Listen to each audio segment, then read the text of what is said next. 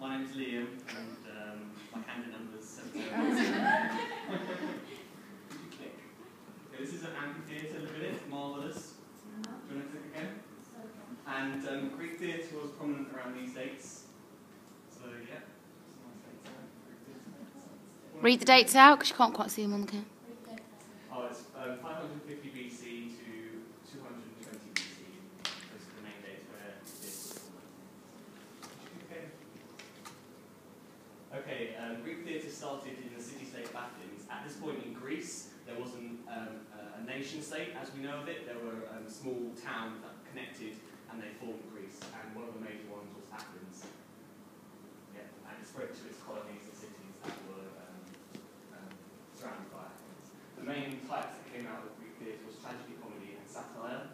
They were the main ones, and that's problem, and it formed Western theatre as we know it today. And the first actor was Theseus, sorry about that, and that's where we get thespian from.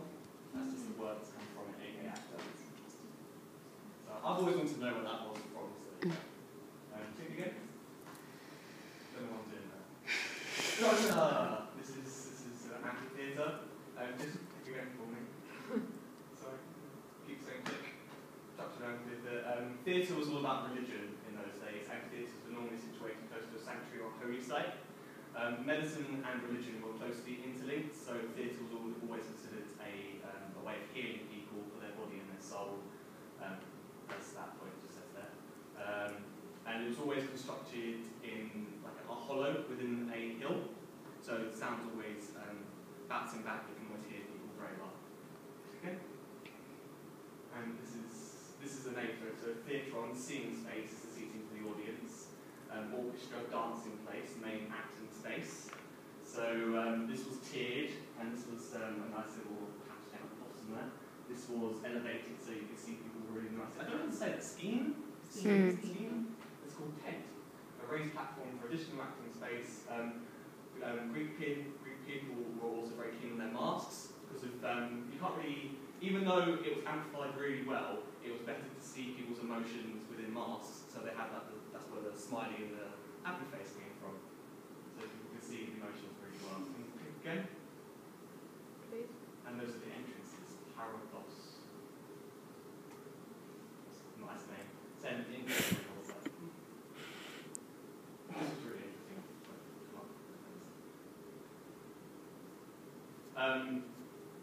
Greeks were really into their geometry. Everything had to be symbolic in any way, shape, and form they could find. You'd normally find a parallel line going from a temple to an amphitheatre to the hilltop to represent the god Apollo. Because of, I'll explain in a bit, but they always like to worship the god. And mostly, amphitheatres are facing to the east for the rising sun, and that was to worship the god Apollo. And, yeah. So. It was mostly for go back. I was looking into the women bit about not being allowed to go to theatre, and I read something from the Oxford School of Ancient Studies, and it actually showed that sometimes women were permitted to go into theatres and experience the whole theatre environment if they were allowed by the men. So it wasn't as restricted as I thought it was. Again? This is the interesting bit. So lovely. This is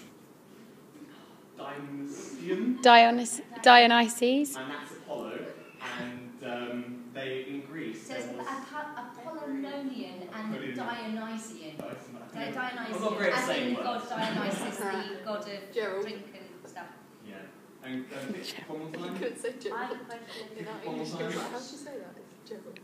This was the whole idea in Greece was that these two were never they were considered as one whole, and they were the representation of theatre. This was about ecstasy and all about the passions of theatre, where Apollo was about critical thinking and reason behind theatre, and it came right into this dichotomy of Apollo. Dichotomy. Thank you. And this is it's one of the main Philosophical. Thank you. Thoughts and Greece times. That's actually really fascinating. The two gods were seen as unseparated entity, but we normally associate them as different things, which is which has just come because of modern times. The main one, which was Dionysus, thank you, was a festival came around, and he was about, he was the god of great harvest and wine. That's what he's mostly known for, but he's also known about ecstasy and intoxication, which was, that's cool. And two separate festivals came about from him. The son of Zeus. Could you again? It was hence the beginning of Lysistrata, when she says, "Oh, if there'd been some Bacchic celebration, the Bacchus they were the women that would get completely intoxicated and celebrate Dionysus." The two main festivals was the royal Dionysus, Dionysia. That happened in about January, where it all started. But then you had the city one, which was the most famous one. It happened over 5 days. It was normally in the summer. And what happened was, over 5 days, a whole load of theatre came about through satire, comedy, and tragedy. And then the mayor of the city chose the one who won it, and then they got a prize, and also the playwright got a prize. The main thing about Greek theatre was to try and get new thoughts and new expression of how to express ideas. Okay? Yeah, the audience was encouraged to take part in the theatre. That was one of the main things that they liked. It was a party atmosphere during the whole celebration one, because of, it was connected to the gods Dionysus, the god of wine. However, it was also considered a time of new thought through Apollo, because it had that link between the two gods. And it was actually where directorocracy came from, because they always believed that new thought should come through, and that's how the masses, they used instead of plays and stuff, they used policies, and they got that through, and that's how directorocracy was born as well. So that's a nice little one there. One for Sophie, for a few. There you are, directorocracy. And then to the now. And if you go into any theatre, the basis of it is tiered seating to the front of the space, and that's prominent in most theatres throughout Western culture.